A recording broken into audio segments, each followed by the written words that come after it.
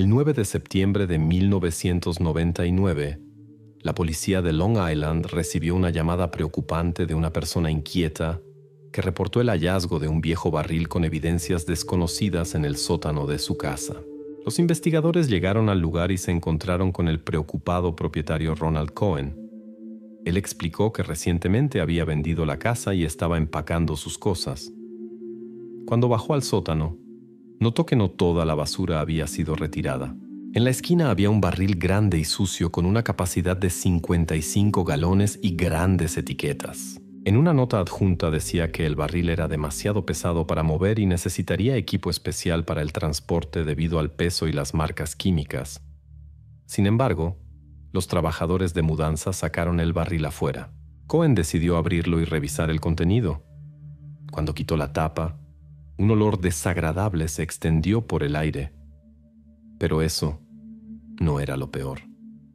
En la superficie vio una mano y zapatos de mujer con tacones altos. Todo estaba cubierto con varios materiales y una sustancia química verde viscosa. Cohen dijo que había vivido muchos años en esa casa y nunca había visto ese barril. Se podía ver que el hombre estaba conmocionado. Durante mucho tiempo había vivido en la casa, y todo ese tiempo este barril había estado en el sótano. La policía no notó nada inusual en el comportamiento del propietario.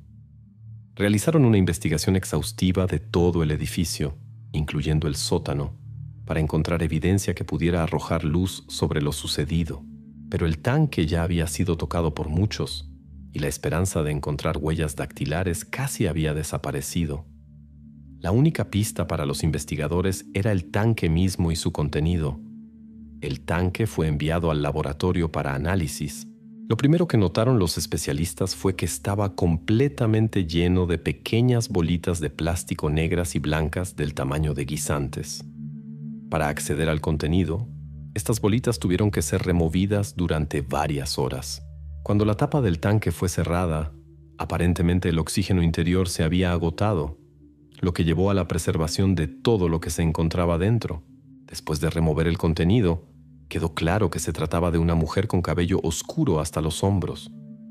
Su estatura era de aproximadamente 150 centímetros. Notables eran los empastes de oro en sus 2 dientes frontales. Los expertos sospecharon que tales empastes son típicos de América Central, lo que podría indicar su origen latinoamericano. La mujer llevaba un abrigo de leopardo de piel sintética y un vestido con patrón floral. En sus pies tenía calcetines de lana y zapatos. Este estilo de vestimenta era popular entre las mujeres en los años 60 y 70. Además, la mujer estaba esperando un bebé. En el fondo del tanque, los investigadores descubrieron un líquido verde viscoso que resultó ser una mezcla de líquido y pintura. Dentro del tanque también encontraron una cartera que contenía un cuaderno, un kit de maquillaje y una billetera con la tarjeta de visita de un médico que había estado retirado durante mucho tiempo. Durante el examen se hizo otro descubrimiento inusual, un tallo de plástico con hojas. Este objeto también jugará un papel en el caso más adelante. En la bolsa no había documentos de identidad, pero había un cuaderno. El cuaderno estaba muy dañado. Muchas entradas estaban borrosas o ilegibles. Por eso fue entregado a los especialistas para la recuperación de la información. Mientras los expertos restauraban las entradas del cuaderno, los investigadores verificaron todos los casos de mujeres latinoamericanas desaparecidas en los últimos años. Pero ninguno de los casos coincidía con la descripción de la mujer encontrada. Parecía que nadie echaba de menos a esta persona. Normalmente, una investigación comienza con la recopilación de información sobre la persona. ¿Con quién era amiga? ¿Qué conexiones tenía y a qué se dedicaba? En este caso, los investigadores no tenían información sobre la identidad de la víctima. Por eso los investigadores decidieron comenzar con la investigación de la casa donde se encontró el barril. La casa fue construida en 1959 y había cambiado de dueño 4 veces en los últimos 30 años. Antes del hombre que encontró el barril, 3 familias diferentes habían vivido en la casa. Todas eran acomodadas, con hijos y sin problemas con la ley. La investigación se había estancado. Era improbable que alguno de los propietarios hubiera guardado tal barril en el sótano incluso temporalmente. Al revisar los archivos del caso, el investigador se dio cuenta de que toda la evidencia crucial estaba directamente frente a él, en el barril mismo. Su atención se dirigió a las inscripciones en el barril, una de las cuales decía Roma, Nueva Jersey. Resultó que Roma era una fábrica de fabricación de barriles. Entonces el investigador se dirigió a la fábrica para continuar la investigación. Uno de los trabajadores de la fábrica explicó que según las regulaciones federales, cada contenedor fabricado debe estar marcado, ya que muchos de ellos se usan para almacenar sustancias peligrosas. Esta marcación ayuda a rastrear los contenedores. Cada número en el contenedor lleva información. Por ejemplo, 55 indica la capacidad del contenedor, 55 galones. El número 3 representa el grosor de la pared del contenedor, que es de 3 milímetros. El número 63 muestra que el contenedor fue fabricado en marzo de 1963. En la etiqueta verde adjunta al contenedor se encuentra el logo de una empresa química que previamente había comprado estos contenedores de la fábrica. El investigador descubrió que esta empresa química obtuvo nuevos propietarios en 1970. Reportaron que la producción de la pintura verde de este contenedor fue discontinuada en el mismo año. Las bolas de plástico encontradas en el barril se usaban para fabricar varios objetos como juguetes, sillas y flores decorativas. Esta información resultó importante para la investigación. Quedó claro que el evento conectado con este barril solo pudo haber ocurrido después de 1963. Los eventos descritos provienen de los años 70, cuando la línea de producción de pintura verde fue discontinuada y se fabricaron barriles. Posiblemente el responsable trabajaba en una fábrica de plásticos o tenía acceso a una donde se usaba esta pintura verde. Sin embargo, buscar a tal persona después de tanto tiempo podría tomar mucho tiempo y no llevar a ningún resultado. Mientras tanto, los expertos recibieron los resultados del análisis del cuaderno encontrado en el contenedor. Con tecnologías infrarrojas modernas lograron restaurar la información en las páginas del cuaderno y las entradas casi desaparecidas se volvieron legibles. El descifrado de la identidad de la mujer estaba directamente ante los ojos de los investigadores. En el interior de la cubierta notaron un número precedido por la letra A. Presumiblemente la mujer provenía de Latinoamérica y este número podría haber sido su número de registro. En los Estados Unidos, cada migrante recibe un número único. Después de que el investigador contactó al Servicio de Inmigración y Ciudadanía, pudo obtener información sobre la persona con el número especificado. Resultó que se trataba de una mujer llamada Reina Angélica Marquín, quien llegó de El Salvador en agosto de 1966. La identidad de Reina fue confirmada por una foto de 1960 y su nombre.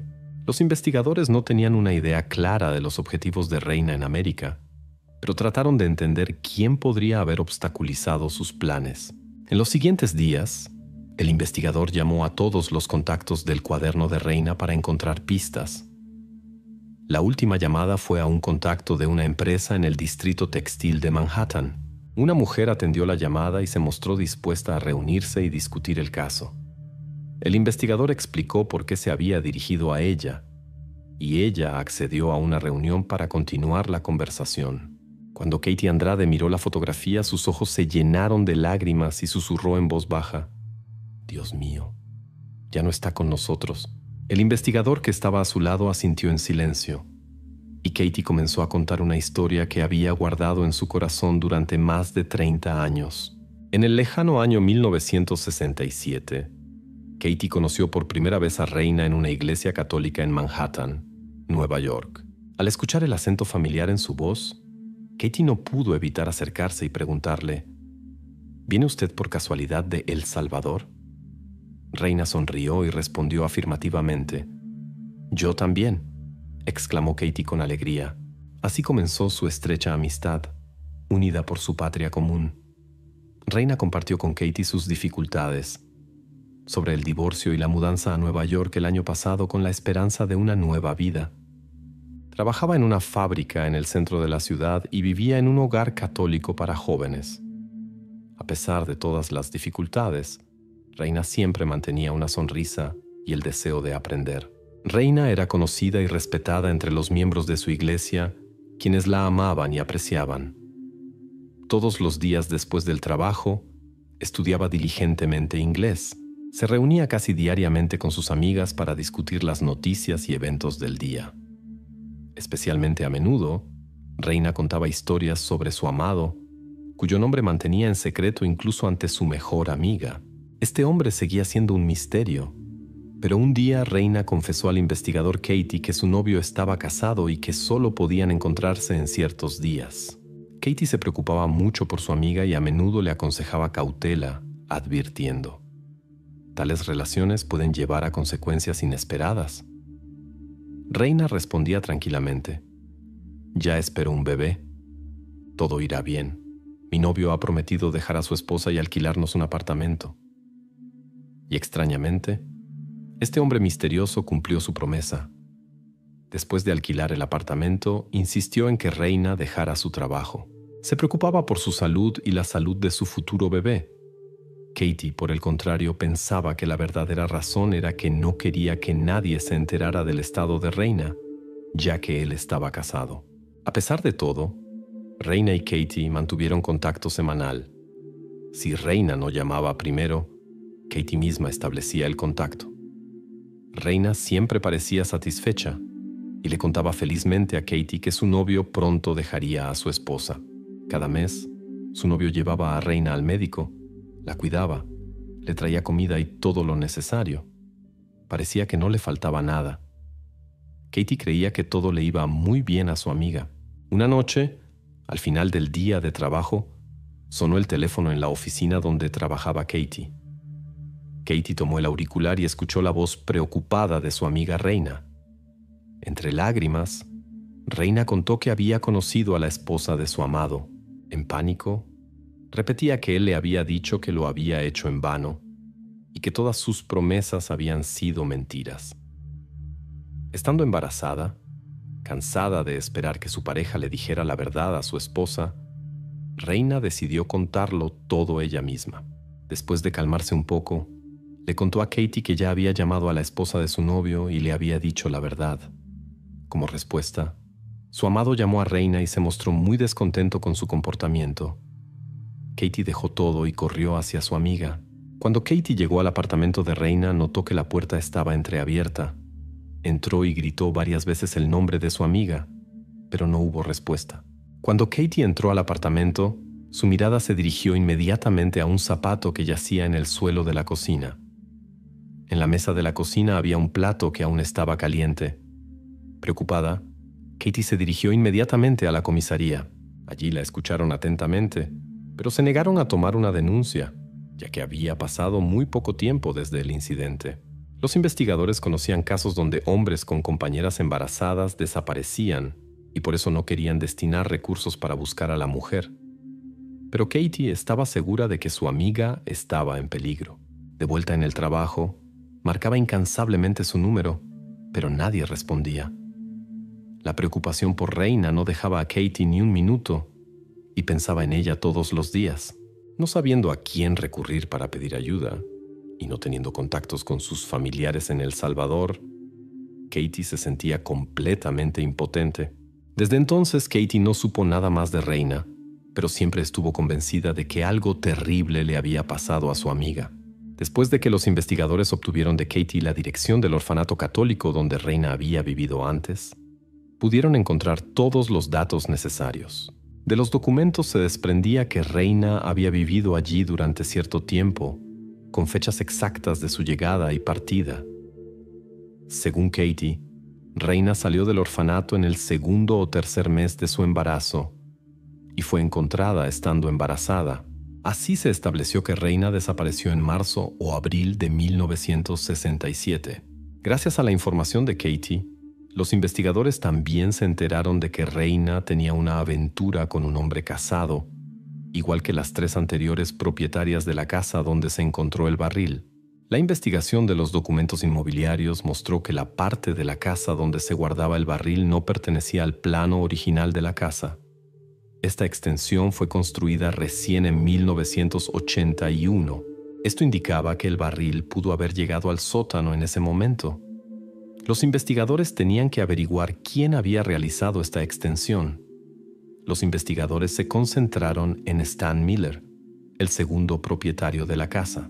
Miller informó que se había mudado a la casa en 1972 y se enteró inmediatamente de la extensión ilegal. En 1981 hizo que se emitieran todos los documentos necesarios. También sabía de la existencia del barril, pero pensó que había quedado después de los trabajos de construcción y no le prestó atención. Les aconsejó a los investigadores que hablaran con Howard Arens, quien había vivido en la casa antes que él. Los investigadores establecieron que Howard Arens estaba casado y era padre de 3 hijos cuando Reina desapareció. Aunque era considerado un ciudadano respetuoso de la ley, los investigadores notaron una circunstancia. El éxito de su carrera estaba relacionado con su suegro, quien lo había convertido en socio de una empresa de productos plásticos. En el fondo del contenedor había pintura verde y una hoja de plástico. El primer propietario de la casa, que trabajaba en una empresa que fabricaba tales materiales y flores artificiales, usaba esta pintura para teñir productos. Wilkins trabajó casi 2 décadas en esta fábrica junto con su suegro y un colega llamado Alvin Hauptmann. Cuando la empresa cerró en 1972, vendió su casa en Chicago y se mudó con su familia a Florida. Los investigadores se dirigieron a Florida para hablar con el padre de Wilkins, pero primero decidieron verificar sus suposiciones y reunirse con su ex socio Shantanu, quien también vivía en Florida. A Malkin le mostraron el contenedor y lo reconoció inmediatamente diciendo: «Sí, tales contenedores se usaban para almacenar pintura verde». También reconoció las bolas que se encontraron en él. Los investigadores se dirigieron a Hauptmann con preguntas sobre su ex socio. Hauptmann contó que Howard era una persona técnicamente hábil, fuerte y resistente. También mencionó que Vince tenía una joven novia latinoamericana con cabello negro largo y dientes dorados. Los investigadores entendieron que se trataba de Reina. Hauptmann no recordaba su nombre, pero sabía que había trabajado en la fábrica durante aproximadamente 1 año y que un día simplemente no vino al trabajo, después de lo cual nadie la vio más. Hauptmann también recordó un incidente extraño. Una vez lo llamó un propietario enojado de Nueva Jersey, donde Wilkins había alquilado un apartamento para Regina. El propietario amenazó que si Howard no pagaba el alquiler, todas las pertenencias serían arrojadas a la calle. Cuando el capitán transmitió el mensaje, inmediatamente se subió a su auto y se fue. Por la noche trajo un televisor y una maleta. En el año 1967, el capitán no entendía lo que estaba pasando. Pero décadas después, los investigadores estaban convencidos de que Elkin había llevado todas las cosas del apartamento de Reina. Para ese momento, Reina ya había desaparecido. El 9 de septiembre de 1999 había pasado una semana desde que Reina fue encontrada bajo la casa en Long Island. Los investigadores estaban frente a la puerta de la casa de Howard en Florida. Howard se veía conmocionado cuando los vio. Durante media hora, Howard insistió en que nunca había visto ese tanque y su contenido. Los investigadores le preguntaron: ¿conocía usted a la mujer que trabajaba en la fábrica? Wilkins respondió: sí, hace mucho tiempo, pero nuestra relación fue breve.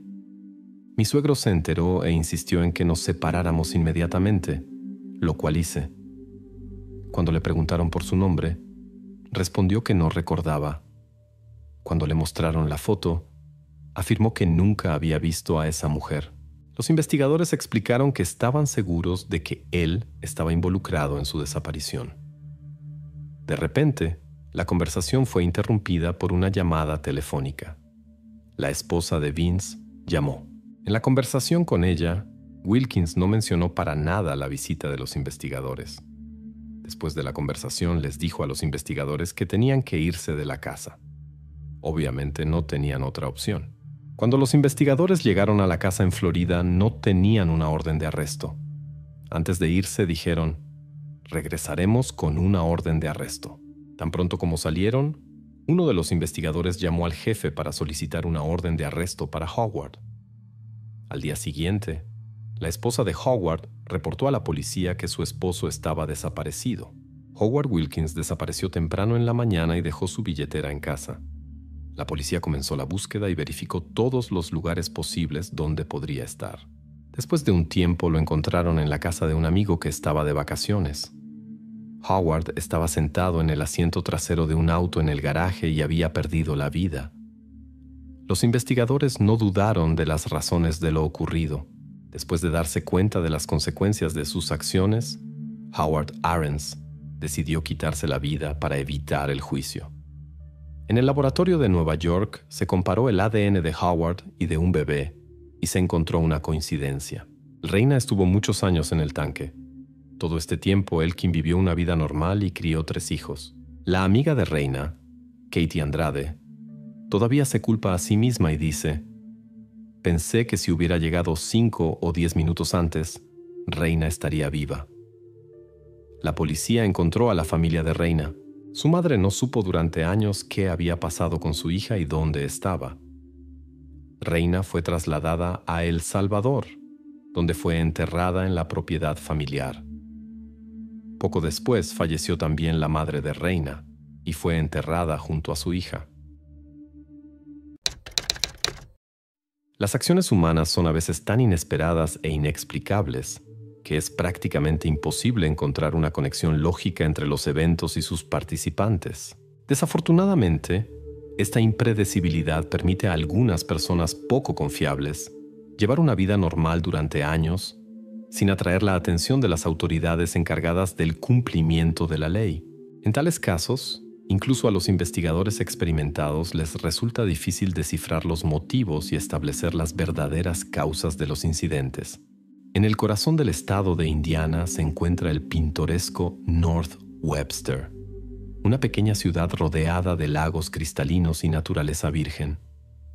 Este lugar siempre atrajo a los amantes de la pesca, tanto locales como visitantes de otras regiones. A mediados de los años 70, la población de la ciudad apenas alcanzaba las 500 personas. Hoy viven aquí el doble de personas, pero la atmósfera de la cálida ciudad familiar se ha conservado. North Webster sigue siendo considerado como un lugar ideal para una vida tranquila lejos de las metrópolis ruidosas. Aquí todos se conocían personalmente y confiaban en sus vecinos como en familiares. Los jóvenes jugaban libremente en las calles, visitaban a amigos, y muchos residentes ni siquiera veían razón para cerrar sus puertas con llave. Durante años, el exceso de velocidad en las calles locales siguió siendo el incidente más grave. Pero el año 1975 cambió el ritmo de vida habitual de la ciudad. En ese tiempo vivía aquí la familia Mitchell. Los esposos se casaron inmediatamente después de graduarse. Habían estado juntos desde la escuela y siempre soñaron con una familia grande. Su primera hija, Laurel, nació el 24 de mayo de 1958. Después de 5 años nació Sarah, y más tarde se unió a la familia el hijo menor Bruce. Los padres rodearon a sus hijos de amor y cuidado, creando en la casa una atmósfera especial de calidez y apoyo. Los vecinos a menudo decían que los Mitchell eran un ejemplo perfecto de una familia americana ideal. A pesar de las dificultades de la vida, los esposos siempre se mantuvieron unidos y se apoyaron mutuamente. La familia era profundamente religiosa. Todos los domingos, todos los Mitchell asistían a la iglesia. Laurel mostró desde temprana edad diligencia en el aprendizaje y poseía habilidades creativas excepcionales. Cantaba en el coro local, actuaba en conciertos en las ciudades vecinas y participaba en la vida social. Se esforzaba por ayudar a las personas y trabajaba en un campamento de iglesia cercano. Los miembros de la congregación la encontraban a menudo en reuniones religiosas. Veían cómo crecía esta joven amable y positiva con carácter gentil y voluntad fuerte. Los familiares creían en el gran futuro de la hija mayor, quien siempre cuidaba de la familia y se esforzaba por apoyar a los parientes. El día de verano del 6 de agosto de 1975 comenzó para Laurel como de costumbre. Pasó tiempo con sus hermanos menores y esperó el regreso de sus padres del trabajo. Después del almuerzo, alrededor de las 14 horas, Laurel se dirigió a su turno en el campamento de la iglesia. Después de despedirse de su familia, llegó sin incidentes a su lugar de trabajo, como siempre puntual. El plan era simple: trabajar hasta las 22 horas y luego encontrarse con amigos en el parque local que estaba a 800 metros de la iglesia. Después de terminar su turno, un colega con quien Laurel era amiga le ofreció llevarla al parque. Sin embargo, la joven decidió caminar para disfrutar del aire nocturno. Después de unos 10 minutos, a mitad del camino, notó conocidos en el lado opuesto de la calle. Con prisa por llegar al encuentro, Laurel solo les saludó con la mano, sin detenerse para conversar. Este fue el último momento en que alguien la vio. En el parque, los amigos esperaron su llegada. Pasaron 20 minutos, más que suficiente tiempo para cubrir esta distancia a pie. Todos conocían a Laurel como una persona extremadamente puntual, que incluso aparecía un poco antes de lo acordado. Su ausencia se desviaba de su patrón de comportamiento habitual. El grupo decidió esperar, sospechando un posible retraso en la iglesia. La situación se complicó por la ausencia de teléfonos móviles en esa época.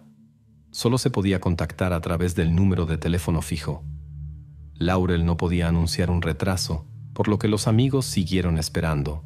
Después de media hora, ligeramente molestos, abandonaron los intentos de esperar a su amiga y continuaron la noche sin ella, sin sospechar nada serio. Los padres de Laurel tampoco estaban inicialmente preocupados. Su hija les había informado de antemano sobre sus planes de encontrarse con amigos después del trabajo. Prometió regresar antes de medianoche, la hora de llegada establecida. Madre y padre le permitieron este paseo, pero cuando se acercó la hora acordada y Laurel aún no había regresado, los invadió la preocupación.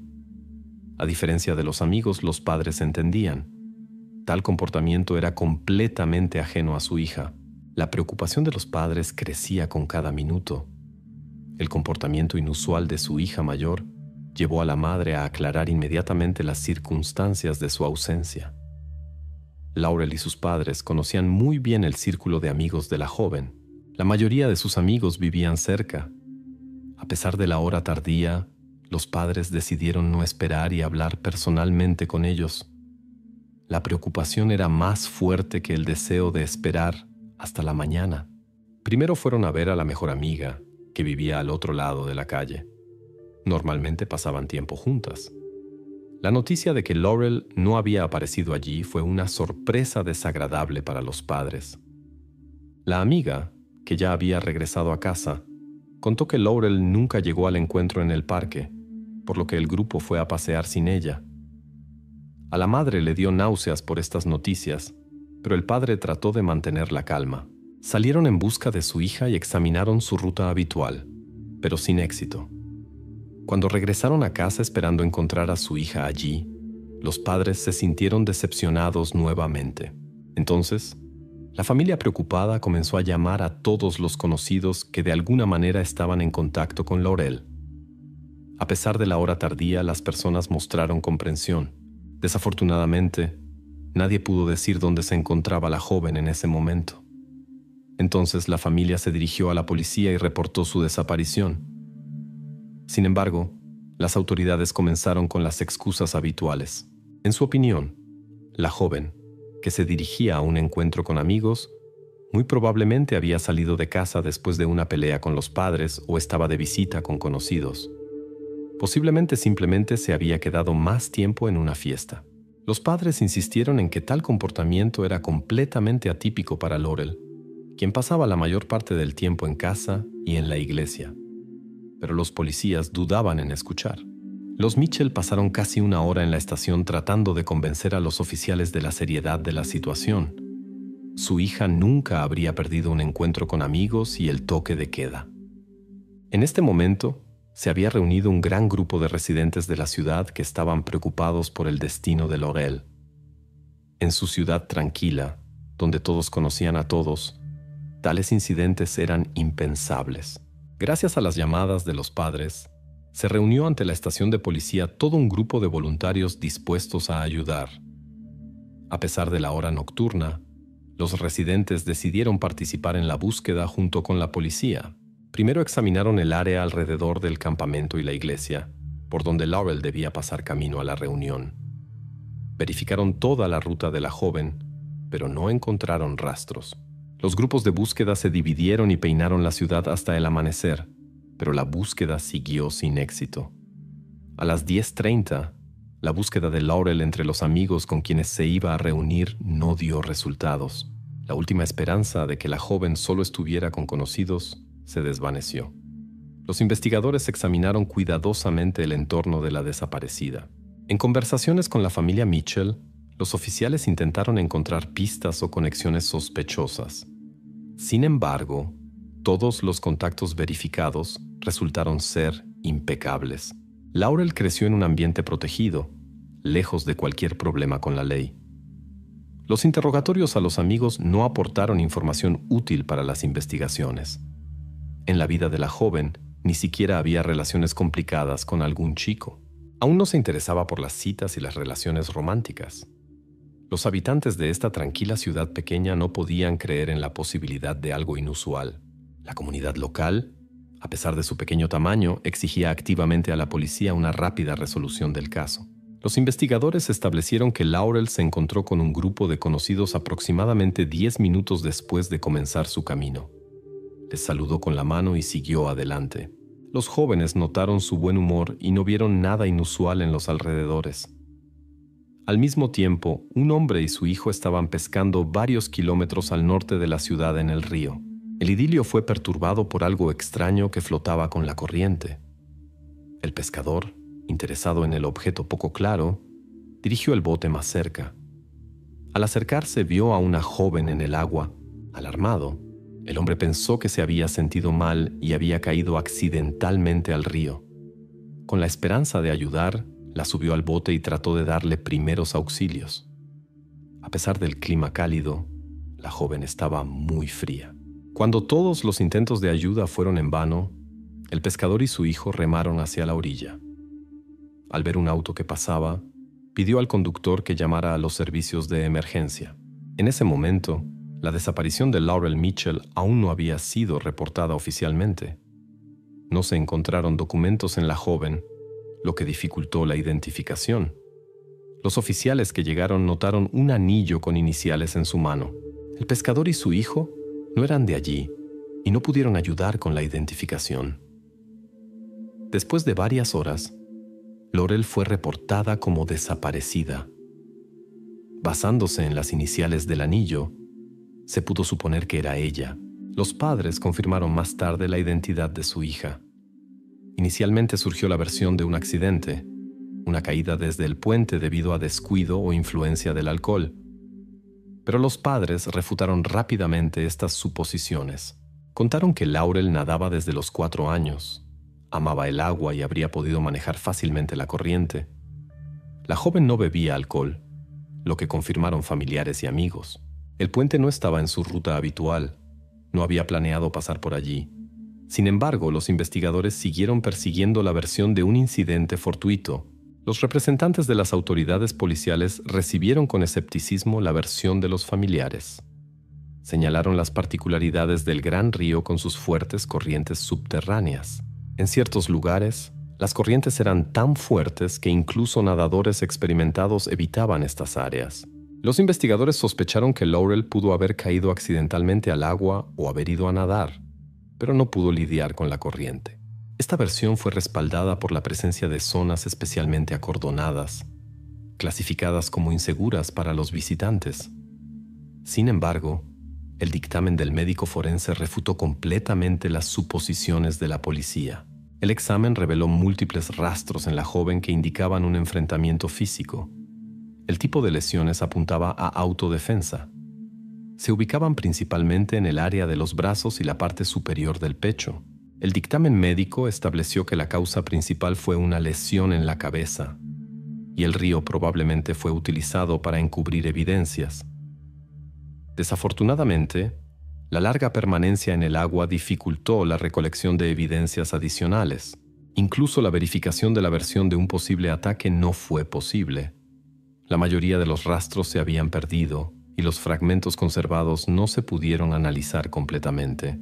En aquellos años, las tecnologías de investigación de ADN apenas comenzaban a desarrollarse, lo que dificultó considerablemente las investigaciones. A pesar de la presencia de objetos con rastros biológicos, Su tamaño era demasiado pequeño para un examen cualitativo. Todas las evidencias encontradas, ropa, zapatos, objetos personales de la joven con rastros sospechosos, fueron archivadas. Para la ceremonia de despedida se reunió tanta gente que la iglesia no pudo albergar a todos los dolientes. Muchos permanecieron afuera expresando su apoyo a la familia Mitchell y la esperanza de una pronta resolución del caso. El primer giro significativo ocurrió algunos meses después. Una joven desconocida llamó a la policía desde una cabina telefónica afirmando tener información sobre el incidente. Pero cuando el operador comenzó a preguntar detalles, se cortó la comunicación. No se pudo determinar la identidad de la llamante. La policía se dirigió con un llamado público a la población para encontrar a la misteriosa testigo. Se le prometió completo anonimato y protección integral. Las autoridades policiales hicieron todo lo posible para convencer a la joven de contactarlos nuevamente y compartir la información que conocía. Más tarde incluso se ofreció una recompensa de $50,000, una suma considerable para esa época. Pero la misteriosa testigo nunca volvió a aparecer. Sin embargo, la recompensa ofrecida trajo dificultades inesperadas. La policía recibió muchos reportes falsos, cuya verificación consumió tiempo y recursos. 6 meses después de la desaparición de Laurel, una mujer llamada Catherine llegó a la estación. Vivía en la calle por donde la joven usualmente pasaba por el parque de regreso del trabajo a casa. Catherine reportó que había visto a Laurel cerca de las 22:15. El tiempo coincidía exactamente con su ruta habitual a casa. Esa noche, la ama de casa se ocupaba de sus actividades cotidianas cuando un sonido agudo de la calle llamó su atención. A juzgar por el ruido, un auto había frenado bruscamente justo frente a sus ventanas. Se escucharon voces jóvenes fuertes, y cuando Catherine se acercó a la ventana, aún pudo ver cómo se cerraba la cajuela del vehículo. Laurel, que acababa de pasar, desapareció repentinamente de la vista. En la calle había un auto rojo con varios jóvenes que inmediatamente salió corriendo. La testigo no pudo reconocer la placa del vehículo ni los rostros de los ocupantes, pero recordaba el auto mismo, rojo, bastante llamativo para esos tiempos. La policía comenzó inmediatamente a verificar a todos los propietarios de vehículos similares en la zona, pero un mes de búsqueda siguió sin resultados. Contrario a las esperanzas de los investigadores y la familia de Laurel, la investigación llegó a un callejón sin salida. Solo décadas después el caso recibió nuevos impulsos. A principios de 2010 aparecieron tecnologías modernas de análisis genético que permitieron una nueva perspectiva sobre las pruebas existentes. Especialistas del FBI en perfiles psicológicos fueron incluidos en las investigaciones. Según su evaluación, la persona buscada era un joven habitante o vivía cerca. Los expertos sospecharon que posiblemente tenía problemas con la ley y otras violaciones legales en el pasado. Sin embargo, a pesar de todos los esfuerzos, no se pudo lograr un progreso sustancial. Las trazas biológicas existentes eran demasiado insignificantes para un análisis completo de ADN. En este tiempo se estableció un grupo especial de investigación para casos no resueltos del pasado. Cuando llegó el turno de la historia de Laurel Mitchell, sus padres ancianos expresaron nuevamente la esperanza de conocer la verdad sobre lo ocurrido con su hija. Los investigadores decidieron reabrir el caso, sin basarse en las conclusiones contradictorias de 30 años atrás. Desafortunadamente, los Mitchell no vivieron para obtener respuestas a sus preguntas. Hasta 2012 el enigma permaneció sin resolver. Para este momento los padres de Laurel habían fallecido por la edad. Hasta el último día esperaron conocer la verdad. Después de su pérdida, el hermano y la hermana de Laurel decidieron continuar la búsqueda de la verdad.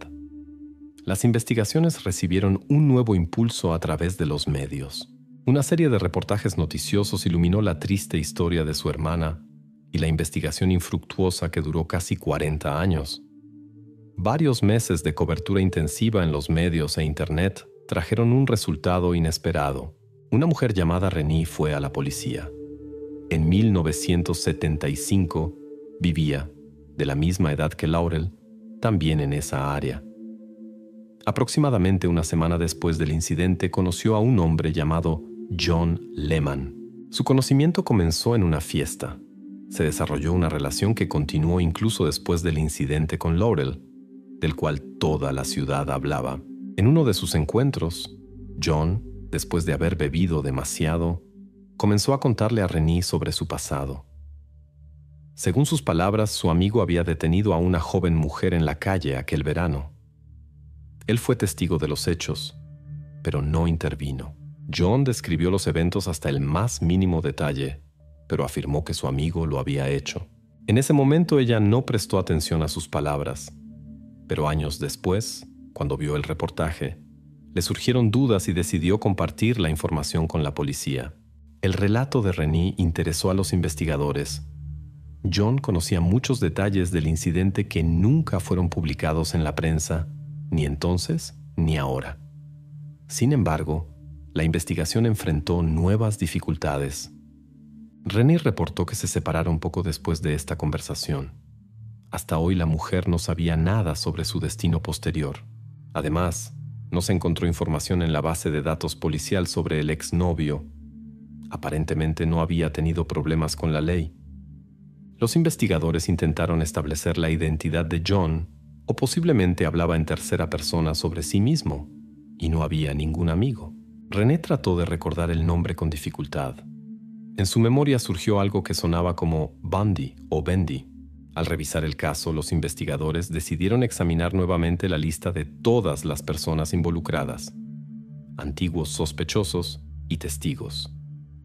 Entre los muchos nombres, uno llamó especialmente la atención de Renée: Fred Bundy. Su personalidad planteó preguntas desde el principio.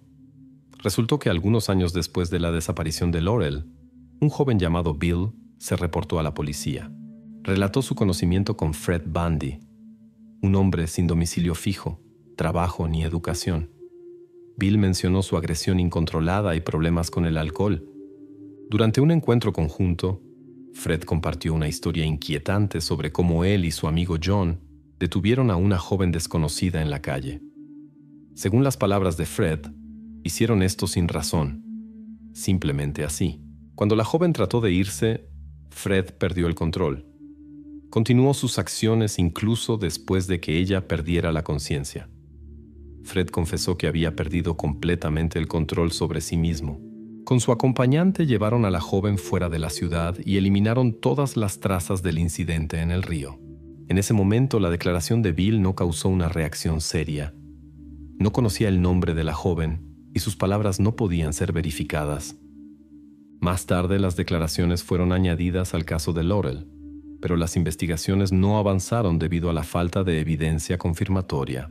Después de revisar los documentos, los investigadores descubrieron una conexión. El mencionado John Lehman, compañero de Fred, era el mismo hombre que confesó a Renée. Ahora era necesario recolectar muestras genéticas de los principales sospechosos para comparación. Hasta el año 2019, la tecnología había hecho avances considerables. Sin embargo, no había información alguna ni de John ni de Fred hasta ahora. Los investigadores obtuvieron acceso a equipos modernos que podían analizar incluso trazas microscópicas de material biológico. En 2019 comenzó la reexaminación de todas las evidencias: ropa, zapatos, objetos personales y joyas de Laurel.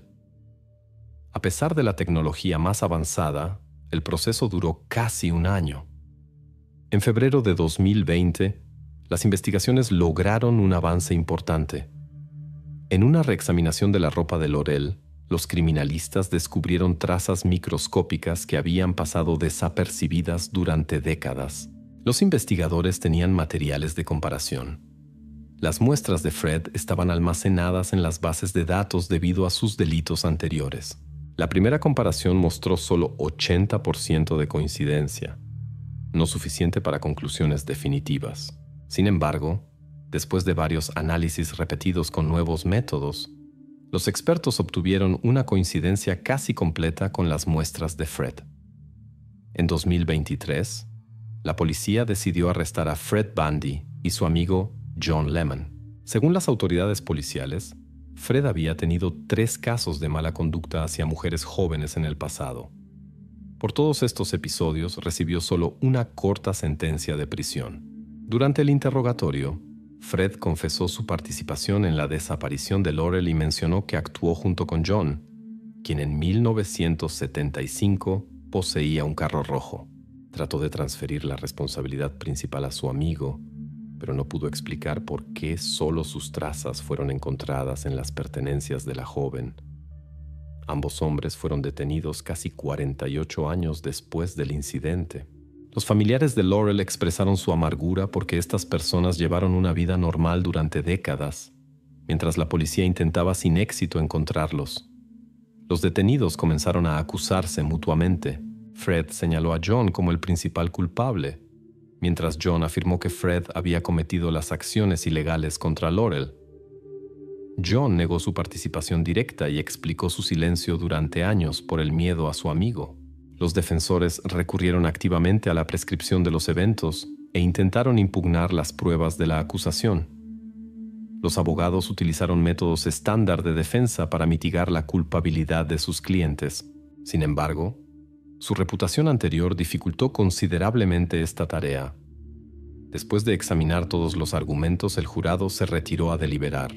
Después de 1 hora, anunciaron su veredicto. Fred Bundy fue declarado culpable del cargo más grave.